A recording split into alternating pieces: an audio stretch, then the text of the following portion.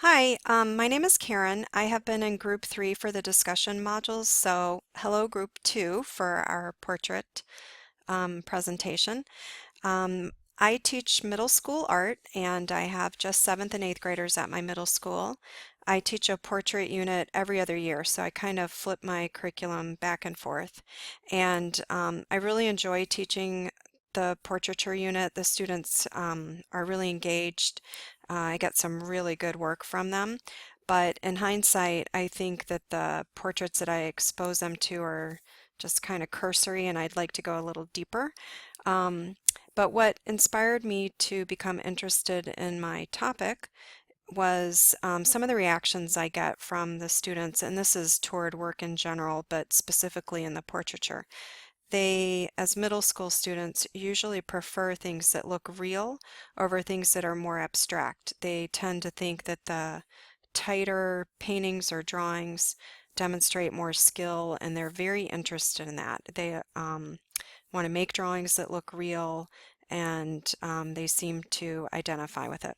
The other thing is that I find interesting about that is here they are at an age where they're trying to find their own identity, and yet they want everything to look the same. So they want their pencil skills all to be very realistic, so they'd end up basically with the same drawing if they could all master that.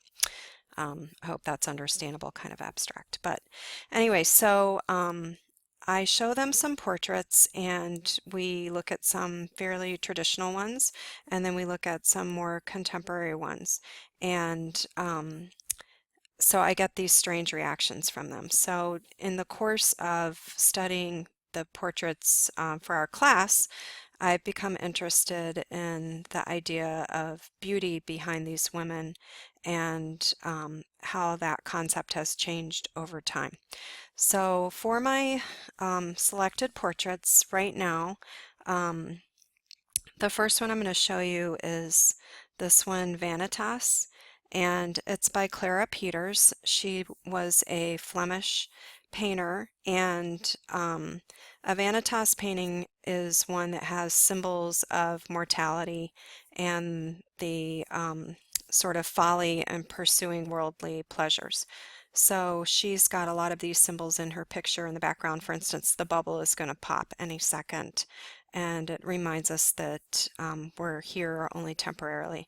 But I like this one in particular because it's not just a still life, it is a self-portrait as well.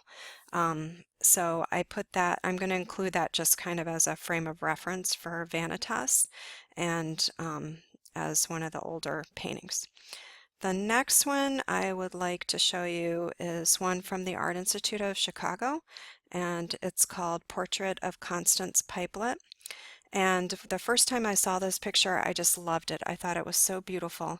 And now I know a little bit more about it after reading. She's wearing a neoclassical gown that was described, I think, by West in our readings. And she's got a pretty traditional three-quarter pose. She has her finger in a book, which is a symbol of learning and knowledge. Um, and even her hairstyle, I think, was described in some of our readings. So I picked that as kind of more uh, an image to serve as that ideal beauty.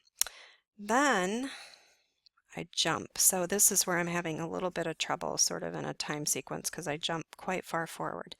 This is a picture that I show in class.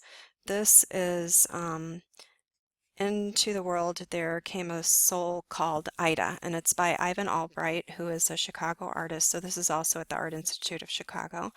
And I really like this portrait because it shows, it makes you think about our mortality, and her flesh seems to be already in a process of decay, and she's old beyond her years. The actual model for this picture was only 19 when she sat. Um, my next picture is,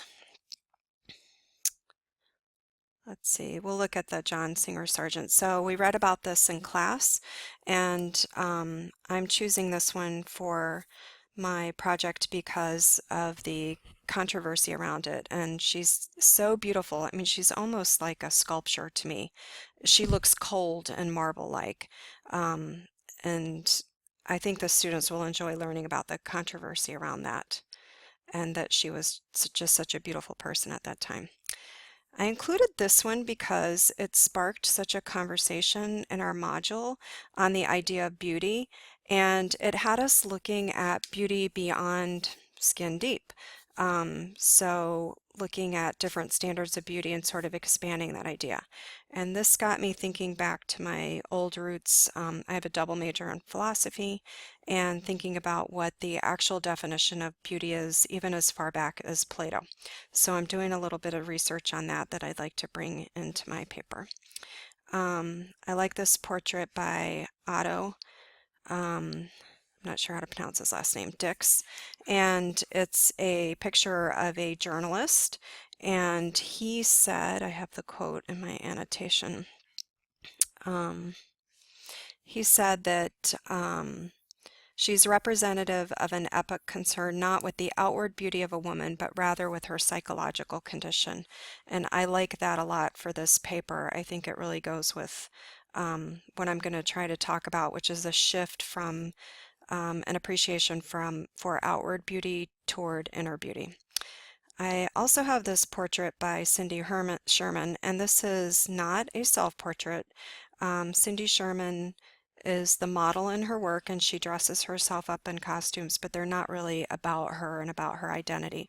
I love to show this picture to my students because they all react with this, ew, and it gives them this opportunity to shout out all their inappropriate things at school. They talk about, how she spent the night before and how disheveled she looks. And then I explain to them that her clothing is actually haute couture, and we talk a little bit about that. And then I give them all of the information about Cindy Sherman. This was actually a photograph that Sherman did for a fashion magazine, so it contrasts the look of this woman, who in this case is the model for the clothing. So even though it's not a portrait and then that figure isn't real, so I think Freeland would challenge my calling it a portrait, though she does say that Sherman's later work, I think she does call it portraiture. Anyway, I want to include that one because I think it forces you to start thinking about that stereotype that you might have in your head about what beauty is. Then my next one is the self-portrait by Alice Neel, which I absolutely love.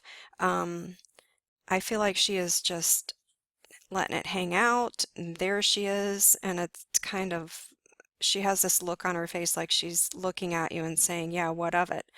And one thing I like about this, I just sort of noticed that I was finding pictures that have the model with a seated positioning and kind of a three-quarter view, and this fits that. So there's something traditional about that presentation, but yet here she is, an older woman, definitely showing age on her body, and doesn't seem to mind at all. So I like that picture. And then the last pictures, and I learned about this artist through our reading, Helen, and I'm not sure how to pronounce her name, Schaferbeck. I think her pictures are amazing, and as far as self-portraits, I wonder if this captures more of her spirit and that inner being and inner beauty than maybe a realistic portrait does. So that's kind of where I'm taking my thesis, is in the idea of capturing more truth about people by interpreting them in these ways instead of going for a realistic likeness. So my title, which was Portraits as a Contemplation of Ideal Feminine Beauty, what I think I'm going to be trying to lead the reader to is the idea that behind beauty, what we're really appreciating is this truth of the soul. So that's my paper. I invite comments and questions. I'm not sure if anybody has some suggestions of portraits that might fit a little better. Madam X is the only one who's not seated. But other than that, there are some similarities, and I'm very excited about this paper and looking forward to hearing everyone's presentation. So thank you for listening. And again, my name's Karen. Thank you. Bye.